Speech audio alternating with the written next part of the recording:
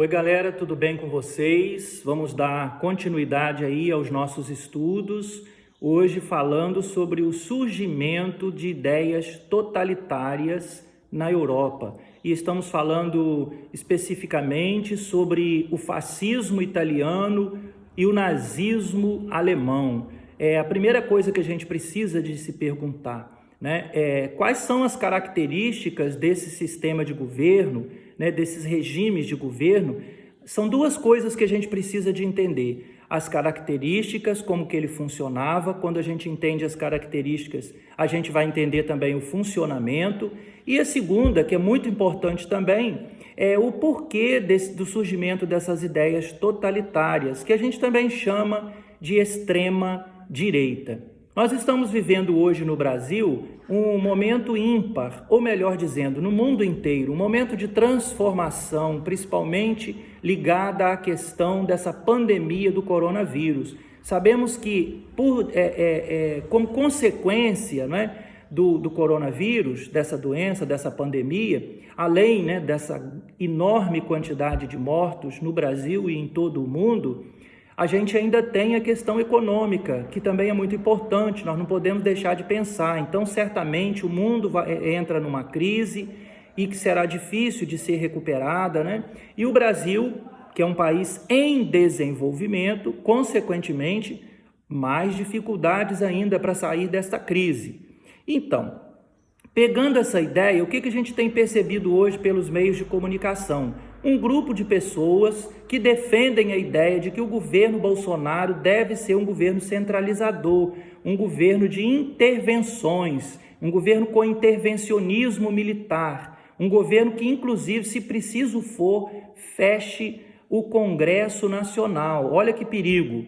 Quando um país está em crise, é o momento de nós agirmos com muita cautela, porque é o momento também de talvez até nós mesmos nos enganarmos com falsas promessas de mudanças rápidas com um governo ou de extrema direita ou de extrema esquerda.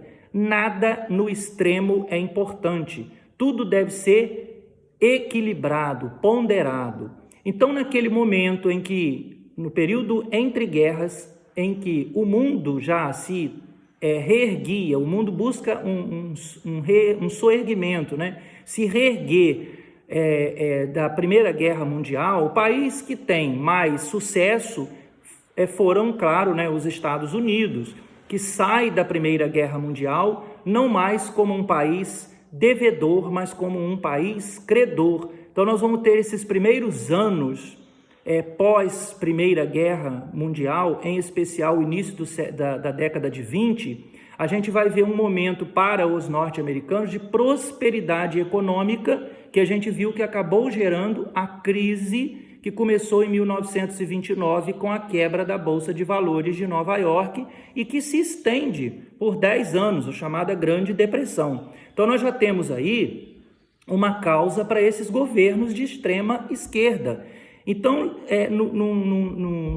em especial, a Itália e a Alemanha, além desta crise que o mundo inteiro vai sofrer, ela ainda vinha sofrendo a crise gerada pela Primeira Guerra Mundial. No caso, a Itália, ela acabou ficando do lado de países que saíram vitoriosos da Primeira Guerra Mundial, mas para a Itália não teve vantagem nenhuma. Então, houve ali, na verdade, uma quebra de acordos entre os países que sugeriram que os italianos mudassem de lado, e isso aconteceu em 1915, estou falando especificamente aí da Itália, da Inglaterra e da França, e que, na verdade, aquilo que foi prometido não foi cumprido por parte dos ingleses e dos franceses em relação à Itália. Então, você tem aí um sentimento nacional ferido.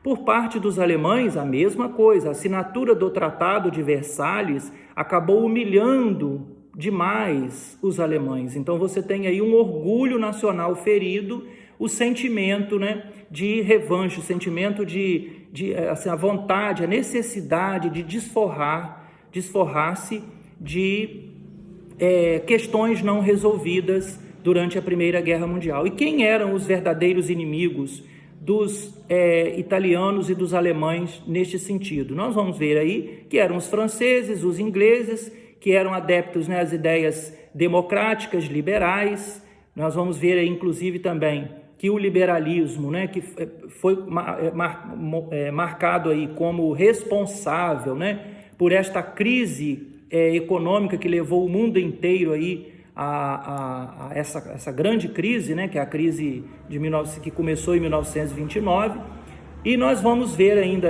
por parte dos alemães essa necessidade de se vingar aí da assinatura desse tratado, que é o Tratado de Versalhes, que acabou humilhando por demais aí os alemães, né? Foi um tratado bastante humilhante. Então, nós vamos falar então sobre, agora a gente já viu aí as causas, né, da implantação desses governos.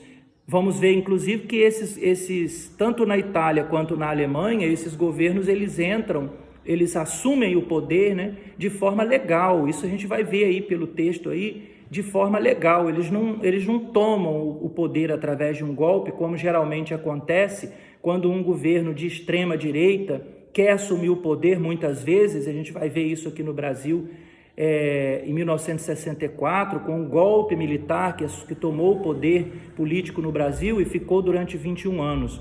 Lá, tanto Mussolini na Itália quanto Hitler na Alemanha, nós vamos perceber que eles chegaram ao poder pelas vias legais, né? E aí as características desse tipo de governo. O primeiro vai ser o totalitarismo. Totalitarismo significa que eles são muito autoritários, eles perseguem as oposições, eles prendem, eles torturam, até matam os seus opositores políticos, né? Vamos ver também o Partido Único, porque eles querem controlar a política, então eles acabam se confundindo com o próprio país. É como se o líder, vamos pensar aqui no Mussolini na Itália, né, e Hitler na Alemanha, eles fossem o próprio Estado. Essa é a ideia. Temos também como característica muito comum aos dois partidos, né, fascista e nazista, o corporativismo. Corporativismo significa dizer que você isola, neutraliza os sindicatos, né, a luta de classes, por uma cooperação. Por isso é chamado de corporativismo. Uma cooperação entre patrões e empregados, ou trabalhadores e o Estado. Em linhas gerais, significa que, na verdade, o governo de Hitler e de Mussolini eram eles que determinavam o que o empregado, o trabalhador, tinha direito ou não. E nós vamos perceber, inclusive, que isso vai ser muito bom para a burguesia. A burguesia é uma classe social, a classe média, a classe burguesa também, que vai apoiar esses dois movimentos, porque tem medo do avanço das ideias de esquerda, do socialismo e do comunismo. Vamos perceber também, né, como característica comum a esses dois partidos, o militarismo, o armamento, né, o investimento em força bélica, o militarismo, o uniforme militar, as paradas militares que chamam a atenção da população para um Estado forte, um Estado que é capaz de combater os inimigos, é capaz de defender os seus compatriotas. E, enfim, algumas diferenças entre nazistas e fascistas, que é a ideia do antissemitismo, não é? O nazismo, ele tem características, digamos assim, a mais. Uma delas é o antissemitismo, em especial aos judeus. Hitler tinha um ódio mortal aos judeus, que a gente vai perceber que durante a Segunda Guerra Mundial vai ser muito bem exemplificado através das perseguições que ele faz a essas pessoas, e a solução final que a gente vai ver quando estivermos estudando a Segunda Guerra Mundial nos campos de concentração nazistas. Vamos ver também o homofobismo, o racismo, né, que eram muito comuns, muito mais ainda nos nazistas propriamente do que os fascistas. E uma característica que vai levar o mundo a uma Segunda Guerra Mundial, que é o imperialismo desses dois países. Nós vamos perceber que eles vão tomando territórios alheios, e isso vai causar a Segunda Guerra Mundial. Beleza, então nós aprendemos aqui hoje quais foram as razões do surgimento desses partidos políticos de extrema direita, nazismo e fascismo, e as características desses governos. Tudo bem, gente? Leiam o resumo que eu enviei para vocês, resolvam as atividades que estão propostas e enviem as respostas pela plataforma. Um forte abraço a todos.